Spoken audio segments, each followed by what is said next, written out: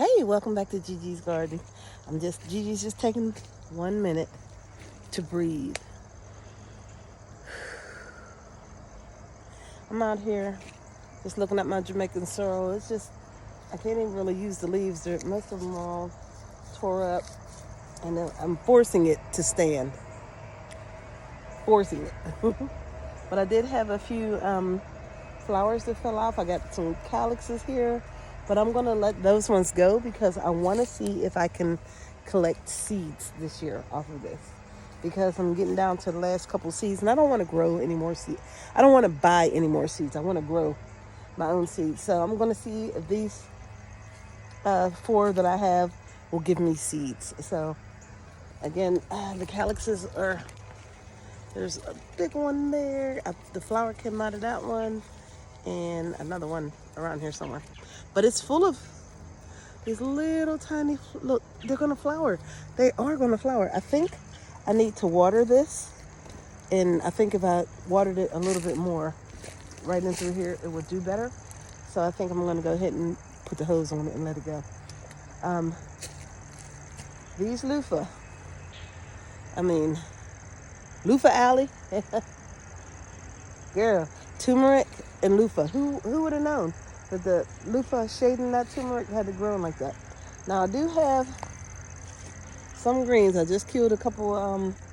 Just killed a worm off of them, off of my little kohlrabi and off my little dino kale. I think that after it starts getting a little bit cooler, they will do better. So, but I'm just getting all the goji berries. Stop it, Kesha. Getting all the goji berries. I got a bunch in my pocket already.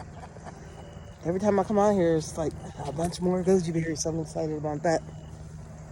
Put them in my pocket. I'm going to put the sprinkler inside. Kesha, stop it. I'm going to put the sprinkler inside the bed, I think, to see how much it can water everything. And because I think like being out here is not watering everything as good as it needs to be. And I thought that I was gonna be done with watering for a while because all the rain we were supposed to be getting and having, but yeah, no, it's not. It's causing. Let me put it here. We still have to water. So this is the first time I'm gonna try this, putting it actually inside the bed. So hopefully it will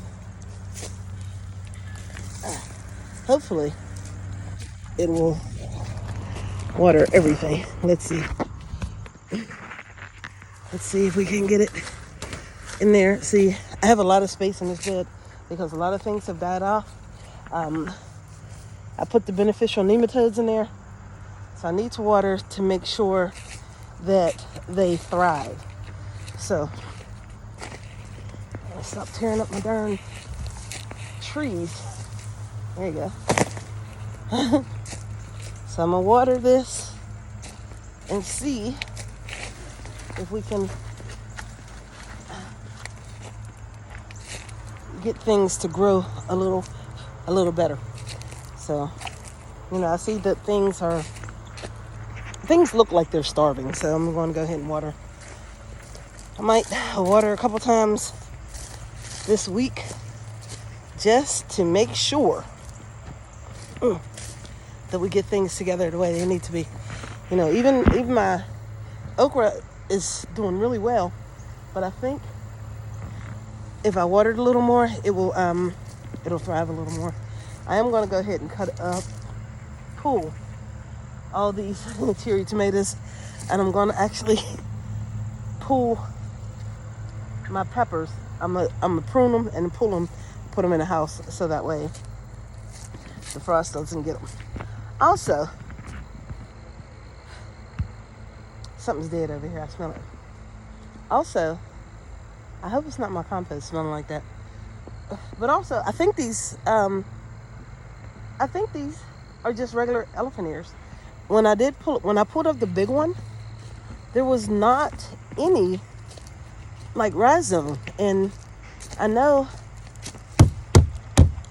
that they have a rhizome, so that you can eat, and even the regular elephant ear has a big old rhizome. So I don't know, maybe it's taking them a little bit longer, and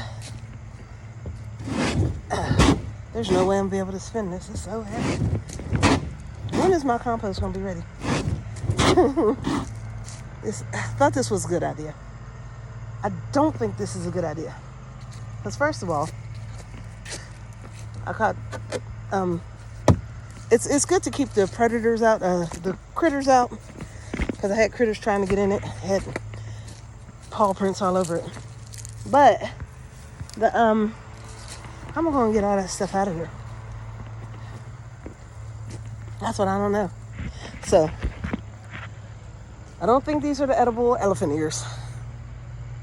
So I'm going to dig these all up and I'm going to try it again. But I'm going to make sure I'm very specific in my search. My shirt is so dirty. I'm sorry. That I'm very specific in my search and in my, I'm just going to buy them from the store. I think I'm just going to buy them from Whole Foods or Trader Joe's and just make sure that those are the ones I plant. I know that this ground is good for them because, these have taken off. We got runners, we got leaves everywhere. And these things are beautiful. But if they're not edible, they don't flower, I don't want them in my yard. Although they are good for, I am using them to cover the ground, cover it, and then covering them up with cardboard so that the worms could eat on them. That's what I'm doing with them. Because the leaves are so massive and the stalks are so thick that if I cover those with cardboard, the worms will eat for weeks on that. So I'm good with that. Other than that, I'm just going to try to get what I do have to go in successfully, to be successful. So that's what I'm going to do. Right now, I'm getting ready to water all of this stuff, but I'm watering only that part of the garden right now, and I will switch it up later and water the rest tomorrow because that part is just super, super dry. The other part seems to get, enough rain. So, let's see. I'll cut that. Oh, all right, come on. All right, I hear you guys. I hear you. Let me see. This one should be on, and that one should be off. Okay. I always have some nosy visitors with me. That's okay. And I was supposed to been dispatched those roosters and never did. So, problem with that. Look at these guys in here. They're so big.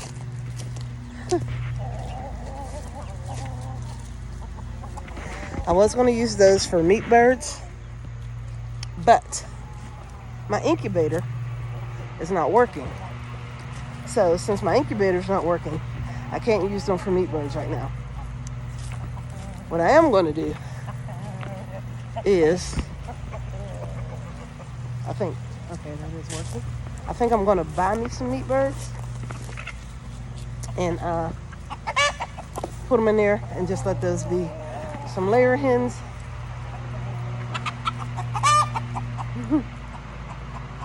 These roosters are their fathers, so between all of them, I don't know which one is it, but so we'll see. And I know 9 times out of 10 out of 7 chickie babies, I gotta have at least 2 to 3 roosters. So if I go ahead and get rid of these guys, I know I'm gonna have some more roosters coming in. So okay, I'm okay with that because I bought 4 chickens and they were all roosters. What is the odds of that? I know, ladies. My chickens are hungry. But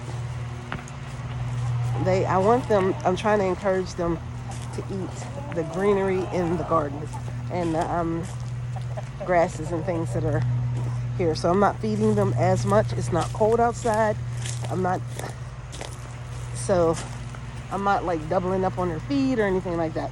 I am also feeding them a whole lot of kitchen scraps right this time.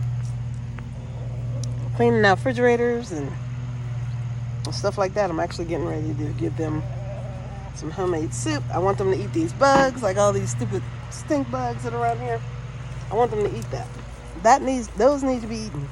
And the more you feed them, the less they're going to forage and try to fight for themselves and fend for themselves. Look at them pretty black oscillopes. They're so beautiful. My big boy about to get behind me and do something stupid. I'm going to end you. Why you circling me, man? Don't have me get catch out here. If you just grab them, they'll leave you alone sometimes. So I know he don't want nothing but trouble. That's why he was circling me like that. So I got that water going. I'm gonna let that water probably for 35 or 45 minutes. All the chickens are in the run, which I think is cool. So I'm gonna close that and leave them in there. It'll be easier for me to lock them up tonight. There we go. So crazy. I'm gonna go back here and check on this positioning of the sprinkler. Come on, guys. Also, I have to prune all these elderberries. But when I prune these elderberries, I'm going to stick them in the ground back there. And I need to create a windbreak. So I'm going to use them. Actually seen this on TikTok where a lady was using elderberries to create a windbreak. I know where I need to create mine is right there on the other side of this, other side of my raised bed. So, let's see. On that side of my raised bed, I need to create a windbreak. So I'm going to go ahead and line that with elderberries. I'm cutting and along here as well. And hopefully the elderberries will outperform the poke, which, okay, the poke is not being a good windbreak because the wind is coming and it's still knocking my vegetables and things down. So I'm going to just try to use the elderberry as a windbreak. So I'm gonna trim back all of these. This is a first year growth because this one just grew up, but it's really woody at the bottom. And these are second and third year growth. And which is cool about this one is that this one got cut all the way to the ground. I'm talking about, it wasn't even a nub. It was gone. And I thought that it was gone forever. But here we go. Look at it. It's tall. It's taller than the fence.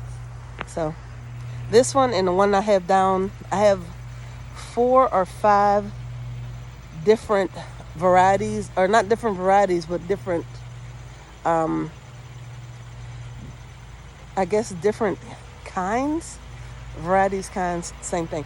But I got them from 4 or 5 different places is what I'm trying to say. So they're not all the same. They're not all in the same family because I got them in different places. I got them from different places. The ones down there on the side is where I very first began growing elderberries. I bought those. I bought 3 different varieties from a guy named Kevin. He has a nursery. I met him on Facebook Marketplace. So I got those varieties off of him. The big one here, I got off the side of the road and going toward Mooresville. The other one I got off the side of the road in Advance, and the other one I got off the side of the road in Salisbury. So distant cousins, far away from each other, and now I just have elderberries everywhere. But I seen a TikToker, she said that if you cut them down, the next year they'll grow bigger berries. I got plenty of elderberries off of my trees, off of my bushes this year, I want to get more next year. So I will go ahead and cut them down and just see how it goes. And I mean, I love them. They know I love them. I think they do. And this one got super heavy and fell over during the really bad windstorm a few months back before in the summer. So I'm gonna go ahead and cut it back. It's got so many little ones coming in. This actually started off as this one branch. This one branch right here broke off into all of these and then spread out, and I don't know why this one died, but it probably ain't dead. Now this whole pot is full. And off of that, I got this one. It's rooting itself. So I'm not going to pull that right now. So, and also my little ginkgo tree. I'm going to move that before it roots there because that's not a good place for that big tree to grow. I'm going to put him toward the back. But because these ginkgo trees, they grow massive.